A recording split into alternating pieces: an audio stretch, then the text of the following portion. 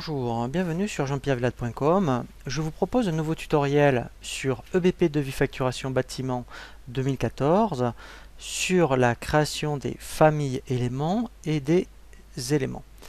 Il est vraiment très intéressant de créer d'abord des familles éléments pour vos statistiques au niveau chiffre d'affaires lorsque vous voudrez savoir par rapport à votre activité, eh bien, un petit peu comment est réparti votre chiffre d'affaires par rapport à ce que vous faites, et également au niveau de l'affectation comptable. Surtout si vous êtes, admettons, je prends un exemple, mettons dans la plomberie, eh bien, vous avez beaucoup d'articles, vous avez un catalogue très important.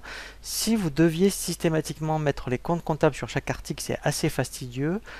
Le fait en fait d'appliquer une famille, vous faites une fois le paramétrage dans une famille et si vous avez 100 articles qui correspondent à la famille, il va automatiquement appliquer toutes les options de la famille. Donc c'est vraiment très intéressant à ce niveau-là. Nous allons voir donc quelques exemples pour les familles éléments.